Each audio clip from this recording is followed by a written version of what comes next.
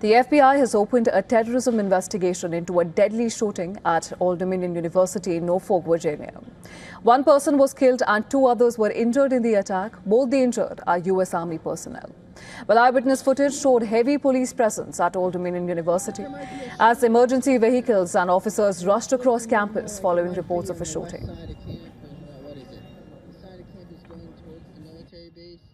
Showing up to ODU, 20 cop cars just went by.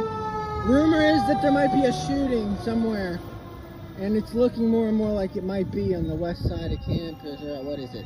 The side of campus going towards the military base. I don't know if I should go on campus or not. I don't know what's going on. Active shooter on the ODU campus. I think he's subdued. That's my building I had to be in over there.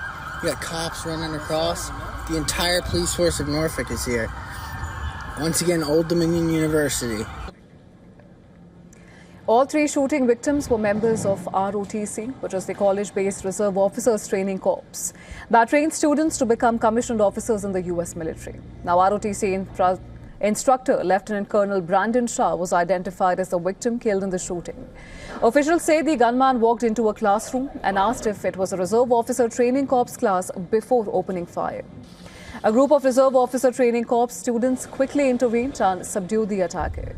Authorities say the suspect died during the confrontation and was not shot. Identified as Mohamed Jalloh, the suspect had previously pleaded guilty in 2016 to federal charges of providing material support to terrorists.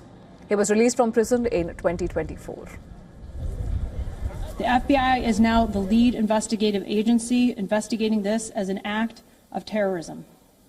The shooter has been identified as Mohamed Bailor Jalloh. In 2016, Jalloh was arrested and pled guilty for attempting to provide material support to ISIL, now known as ISIS. Jalloh was sentenced to prison in October of 2017 and was released from prison in 2024. FBI Norfolk's Joint Terrorism Task Force and our evidence response team responded to the scene and will continue to have a physical presence here at the scene as we process the evidence. While taking to X, the FBI Director Kash Patel said that personnel from his agency are working with the local authorities who responded to the shooting, while university officials say there is no longer a threat. Classes and campus operations were cancelled for the rest of the day.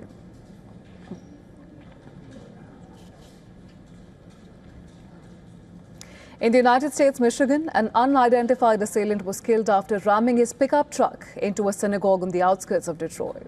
Well, the FBI is leading a probe into the incident, which is being investigated as a targeted act of violence against the Jewish community. Security guards opened fire on the attacker after he smashed through the doors of the Temple Israel synagogue in West Bloomfield. No synagogue staff or children were hurt in the attack, but 30 law enforcement officers were taken to the hospital for smoke inhalation after the evacuation efforts. According to reports, the attacker was believed to be of Lebanese descent. And I can confirm that we are leading the investigation right now as a targeted act of violence against the Jewish community. As my partners have said, this is an active and ongoing investigation with an active crime scene, and I ask for your patience as we process this evidence and pursue every lead that has come to us and that we have developed thus far. Detailing the synagogue attack, Oakland County Sheriff said the Michigan assailant rammed the Temple Israel building with his vehicle and then drove down a hallway where he was engaged by security guards. He added that the assailant appeared to be alone in the vehicle and that a security guard was injured by the assailant's truck and is being treated in the hospital. President Donald Trump confirmed that he has received a comprehensive briefing of the incident, asserting that the investigators are committed to a thorough inquiry into the incident. Listen to this.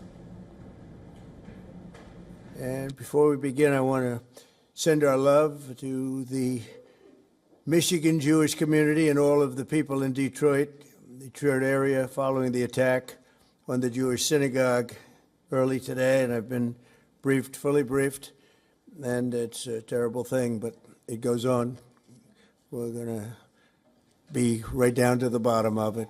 It's absolutely incredible that things like this happen. Condemning the incident, Israeli Prime Minister Benjamin Netanyahu said, "Anti-Semitism knows no limits." He also thanked President Donald Trump for his firm stance against anti-Semitic attacks in America.